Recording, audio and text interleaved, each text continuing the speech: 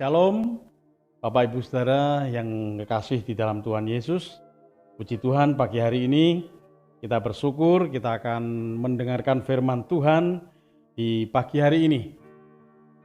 Saudaraku, saya akan kasih tema judul ini sebenarnya banyak sekali kita sering dengar, berkat bagi orang yang percaya. Nah, kita akan belajar dari satu tokoh dari bapak leluhur kita, Abraham. Nah, Bapak Ibu Saudaraku, di dalam Kejadian pasal yang ke-12 ayat 1 sampai ayat yang ke-8, saya akan bacakan demikian firman Tuhan. Berfirmanlah Tuhan kepada Abram, pergilah dari negerimu dan dari sanak saudaramu dan dari rumah bapamu ini ke negeri yang akan kutunjukkan kepadamu. Aku akan membuat engkau menjadi bangsa yang besar dan memberkati engkau serta membuat namamu masyhur, dan engkau akan menjadi berkat. Aku akan memberkati orang-orang yang memberkati engkau dan mengutuk orang-orang yang mengutuk engkau. Dan olehmu semua kaum di muka bumi akan mendapat berkat. Lalu pergilah Abram seperti yang difirmankan Tuhan kepadanya. Dan Lot pun ikut bersama-sama dengan dia. Abram berumur 75 tahun ketika ia berangkat dari Haran. Abraham membawa Sarai istrinya dan Lot anak saudaranya dan segala harta benda yang didapat mereka dan orang-orang yang diperoleh mereka di Haran. Mereka berangkat ke tanah Kanaan lalu sampai di situ. Abram berjalan melalui negeri itu sampai ke suatu tempat dekat Sikem, yakni pohon terbantin di More.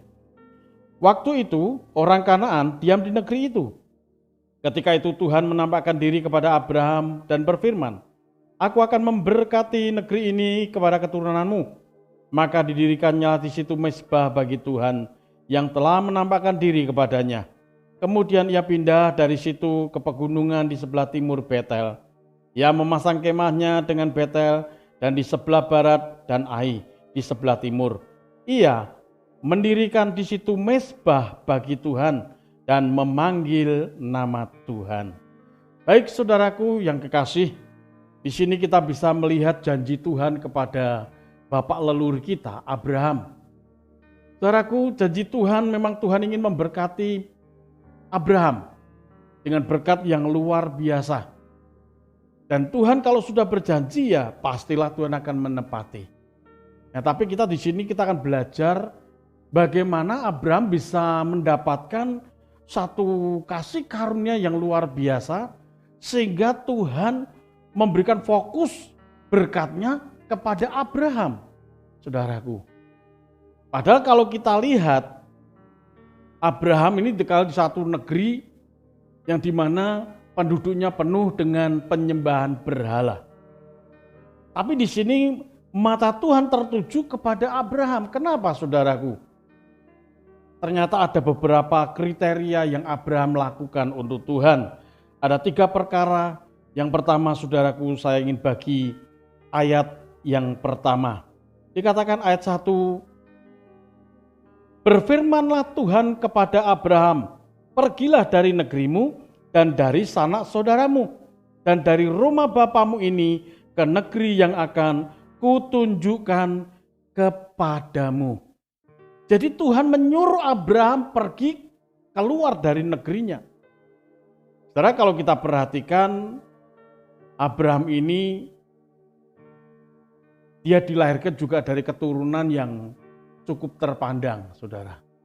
Ya, tapi di sini Tuhan ingin mengkhususkan Abraham untuk menjadi bapa orang percaya. Ya, jadi yang pertama, yang ternyata Abraham memiliki kriteria yang sesuai dengan hati Tuhan, itu Abraham memiliki ketaatannya kepada Tuhan yang begitu luar biasa. Jadi ketaatan itu penting banget, Bapak Ibu. Ya, ketaatan itu mendatangkan berkat yang besar. Bagus orang mendengar firman Tuhan itu bagus. Tapi kalau tidak disertai dengan ketaatan melakukan firman Tuhan, itu nilainya masih kurang di hadapan Tuhan. Bagi orang percaya, mendengar firman Tuhan, terlebih melakukan firman Tuhan. Saudara, karena firman Tuhan jelas sekali, berbahagialah orang yang melakukan firman Tuhan. Abraham taat kepada Tuhan, disuruh pergi ke satu tempat dan tempatnya saja di mana Abraham tidak tahu.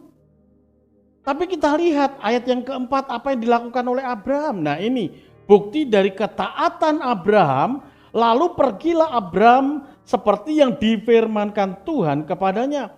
Dan Lot pun ikut bersama-sama dengan dia.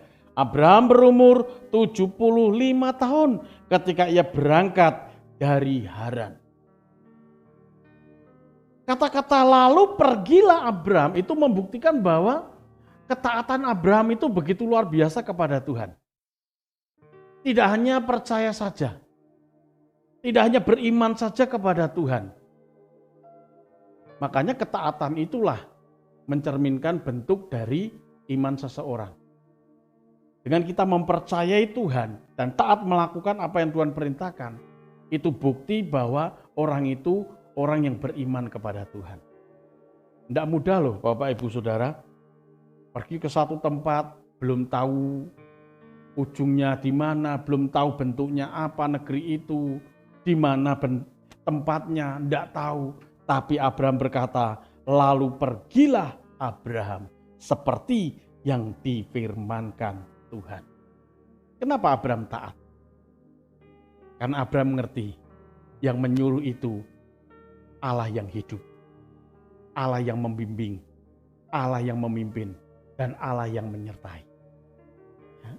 Makanya Abraham berani melangkah, mentaati. Maka ada satu statement yang bagus sekali. 1 on ketaatan itu nilainya lebih besar daripada 1 ton doa. Abraham taat kepada Tuhan. Kenapa? Saya yakin bukan soal banyaknya berdoa. Ya. Bukan berarti kita mengesampingkan doa. Enggak, doa memang wajib, doa memang harus. Saudaraku, Paulus juga pesan tetaplah berdoa. Ya. Orang berdoa itu orang yang mau mendekatkan dirinya kepada Tuhan. Dan orang yang mau mendekatkan dirinya kepada Tuhan, orang itu pasti punya hati untuk mentaati apa yang Tuhan perintahkan. Ya. Tidak mudah saudaraku bicara tentang ketaatan ini. Terkadang saudaraku kita kalah saat diperhadapkan dengan situasi pengampunan. Saat kita disakiti oleh saudara kita, oleh teman kita, oleh sekeliling kita. Waktu Tuhan berkata ampuni, tak ada kita melakukan. Makanya orang yang taat kepada Tuhan, saya punya keyakinan yang besar, orang itu diberkati seperti Bapak Abraham. Ya. Jadi saudaraku, ketaatan itu harus ada di dalam kehidupan kita. Ya, di dalam orang yang taat kepada Tuhan, pasti memiliki iman yang kuat juga di dalam Tuhan. Ya, di dalam Roma pasal yang pertama ayat yang ke-17 dikatakan, sebab di dalamnya nyata kebenaran Allah yang bertolak dari iman dan memimpin kepada iman. Seperti ada tertulis, orang benar akan hidup oleh iman. Jadi saudaraku, ketaatan dengan iman itu sangat-sangat erat. Orang yang punya iman besar kepada Tuhan, pasti apa yang Tuhan perintahkan, apa yang Tuhan lakukan, pasti dia akan turuti. Menjadi penurut-penurut Allah, kata Paulus. Biarlah kita menjadi penurut-penurutnya Allah. Orang-orang yang taat kepada Allah, seperti Abraham. Saudara, tokoh-tokoh di Alkitab, kita bisa ikuti teladan mereka. Mereka benar-benar orang yang taat kepada Tuhan sekalipun perintah Tuhan itu sepertinya berat. Saudara, bagi saya, kalau kita mau melakukannya, kalau kita taat kepada Tuhan, pastilah Tuhan pimpin dan sertai kita. Saudara, yuk kita belajar dari Bapak Abraham ini.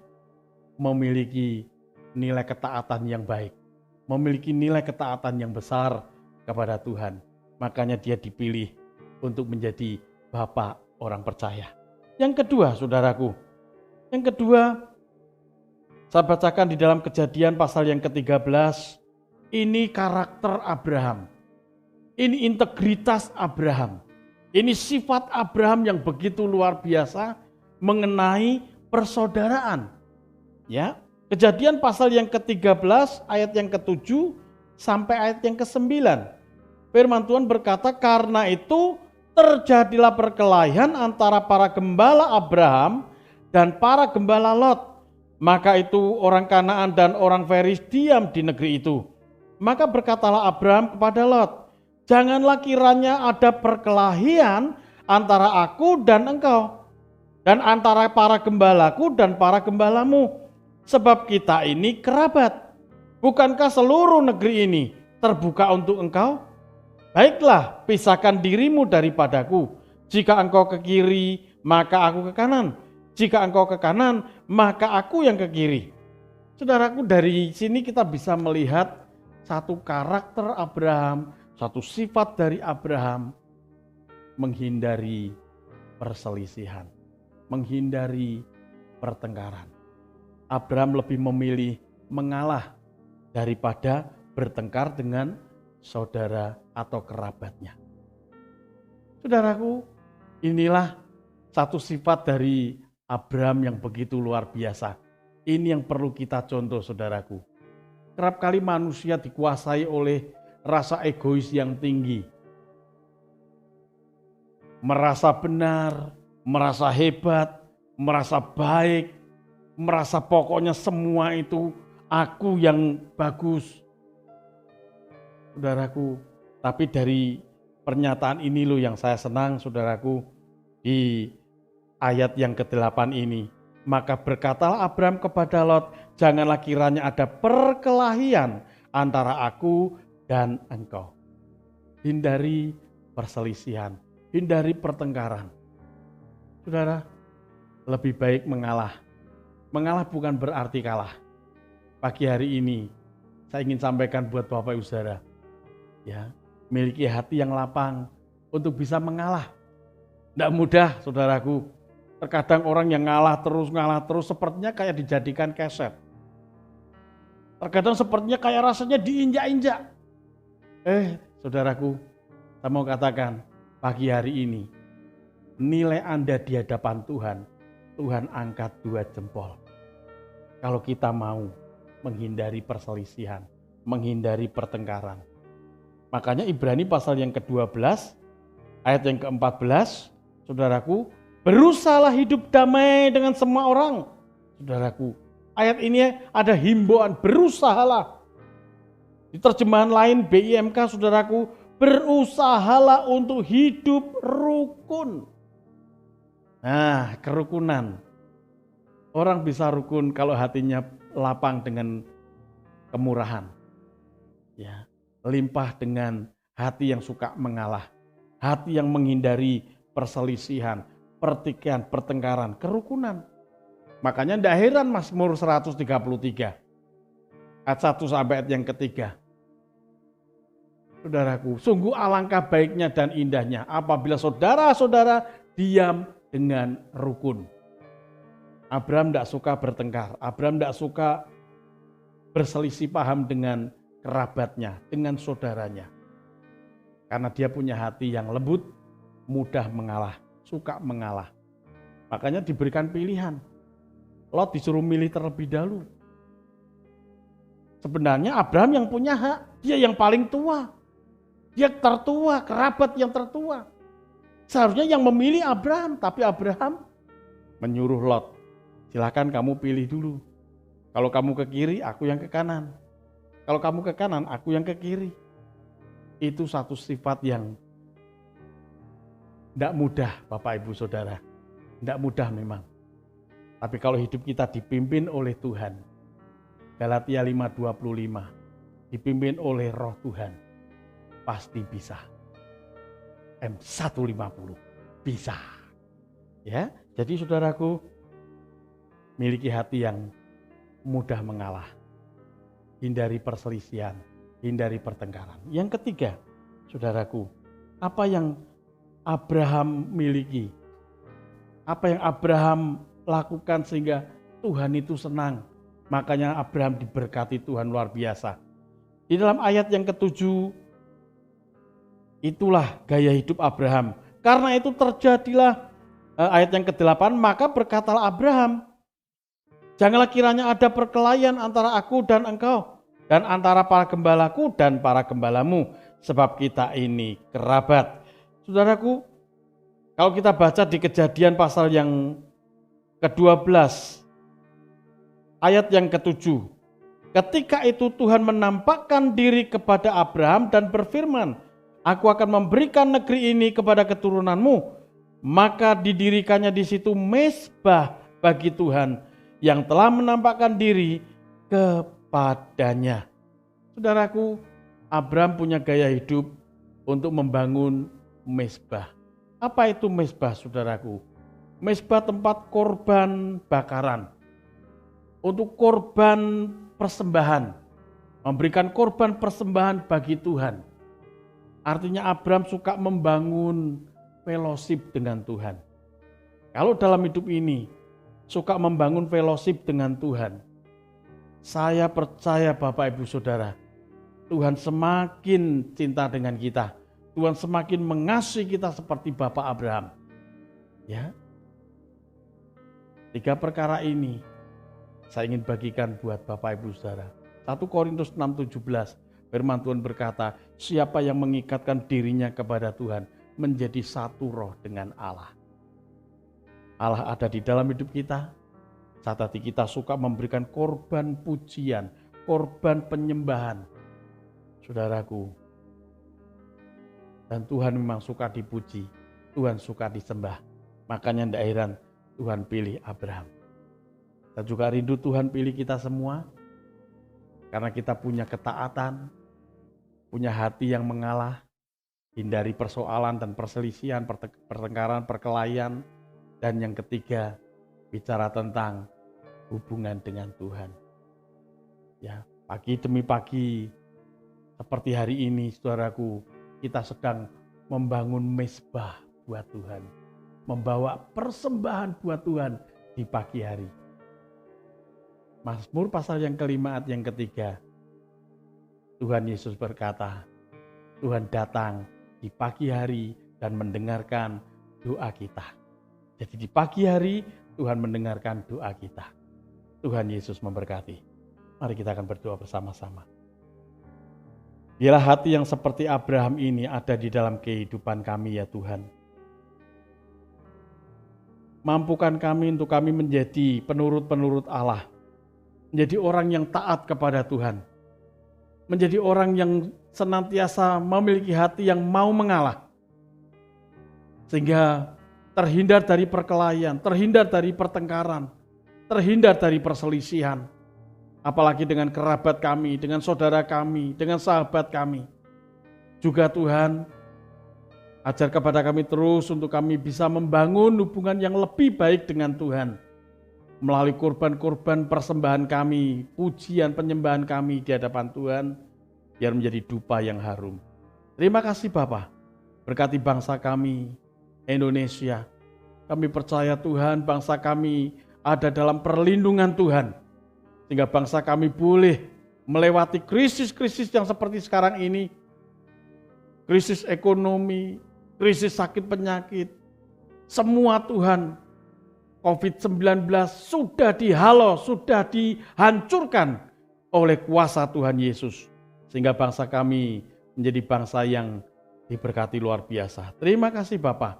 Terima kasih, kami serahkan Tuhan, hidup kami semua dalam tangan kuasa pimpinan Tuhan. Sebentar kami akan pulang, tinggalkan tempat ini, kembali ke tempat kami masing-masing.